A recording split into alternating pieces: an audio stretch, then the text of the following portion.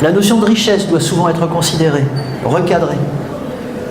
Le docteur Léon me disait, être riche, c'est avoir assez.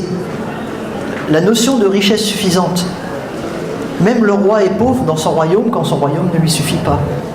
Et vous voyez ce que les gens qui sont immensément riches, c'est toujours comme ça, ils n'ont jamais assez. Donc la richesse, elle est intérieure, évidemment, elle n'est pas extérieure. Alors ça ne veut pas dire qu'il faut à tout prix faire un concours ou une compétition de pauvreté non plus, mais c'est une notion de richesse intérieure, parce que, il disait aussi, la vie c'est des vacances. Vous arrivez, tout est déjà installé, tout est déjà là, et quand vous repartez, vous ramenez rien. Il faut juste profiter du séjour. Alors, des fois, il y a des vacances pourries, pluvieuses et tout, mais c'est des vacances.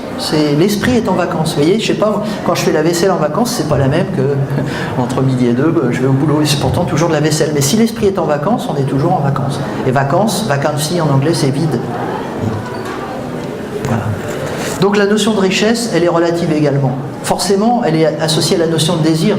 Et on crée des désirs. L'autre fois, je voyais une publicité, il y a un mec qui jette son attaché-caisse, qui retire sa cravate, il sort de son entreprise, là, tout content, en disant, ça y est, je suis libre, j'ai donné ma démission. Puis il voit passer une belle voiture, il dit, ah, puis hop, il repart au boulot. Et c'est le constructeur de la bagnole qui fait cette pub. C'est incroyable d'ailleurs, parce que, enfin, je trouve que c'est horrible comme truc. Mais bon, c'est juste un tas de tôle avec des roues, il ne faut pas s'énerver.